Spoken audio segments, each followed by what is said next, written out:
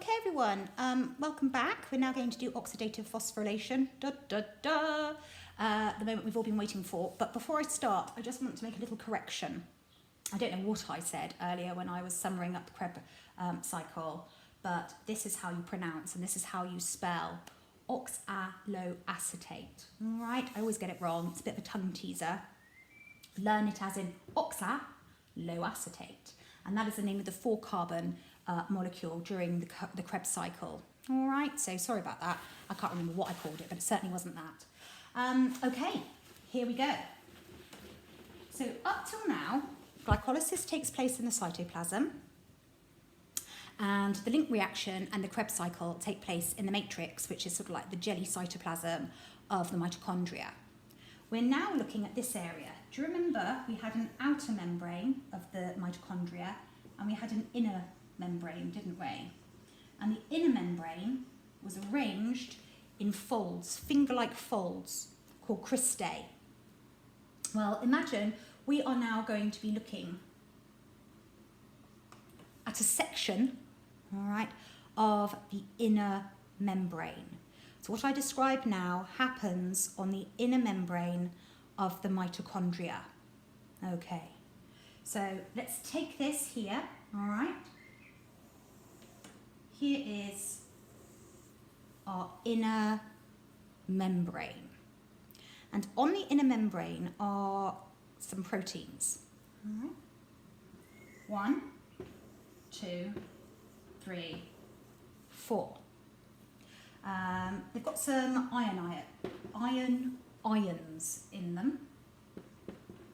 All right. In fact, I'm not even going to put 2+ or 3+ as a charge because they change constantly. I'll explain that to you later. So they are ions, not the whole thing. So they are proteins that have ions in them, and they have little channels that go through them.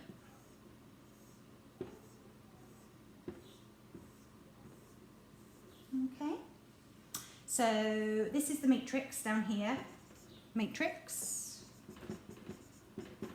and this is the intermembrane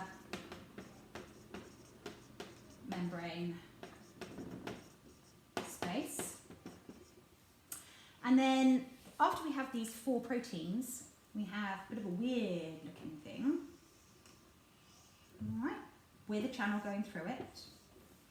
And believe it or not, this is an enzyme, ATP synthase.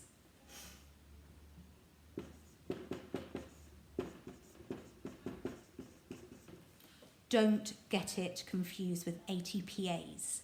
All right, ATP synthase makes ATP. ATPase has the job of breaking ATP into ADP and inorganic phosphate, doesn't it? All right. So this is our inner membrane. These are proteins, and these proteins include ions. This one is called number 1, 2, 3, 4.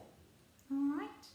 And it's these 4 proteins that make up the electron transfer chain.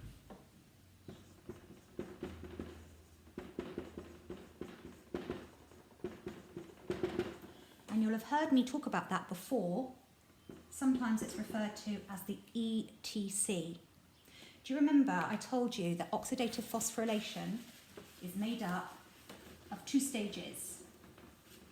The electron transfer chain, the ETC, and something else called chemiosmosis, which we'll get on to later. Chemiosmosis is what occurs within the ATP synthase molecule. All right? So, that's our setup.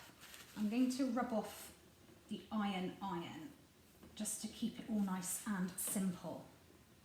Now, just like some books say 32 molecules of ATP or 38, some books will have 3 proteins, 4 proteins, some even have 5 proteins.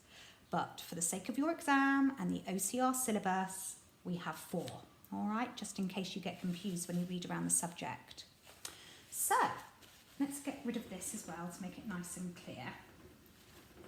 The electron transport chain. We have seen a lot of this NAD reduced, haven't we? Or reduced NAD and FAD reduced. All the way through this. Well, do you remember I told you that their job as coenzymes is to carry hydrogen? So reduced NAD and FAD have got hydrogen attached to them, haven't they? And their whole purpose is to bring those hydrogen atoms down here, all right, to the inside of the inner mitochondrial membrane. So what they're going to do is they are going to release their hydrogen atoms here. Okay, hydrogen atoms. And what they're going to do now, can you see? Yeah, hydrogen atoms. What the hydrogen atoms are going to do is they're going to split. They're going to split into electrons, all right?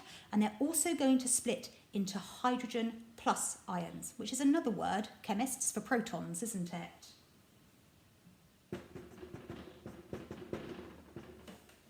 Okay, so the hydrogen atoms split into electrons and hydrogen ions, otherwise known as protons. So the electrons, they are going to jump onto these proteins, and they are literally, they're going to whiz around. They're going to go around and around and around until they finally drop off. All right? Now, why are they doing that? Well, as they go around and through these proteins, they go through a series of redox reactions, reduction and oxidation reactions. And as they do that, they release a little bit of energy. So from each protein, they're going down an energy level, releasing a little bit of energy. Wee, wee, wee, wee, wee, until they drop off. We'll worry about when they drop off later.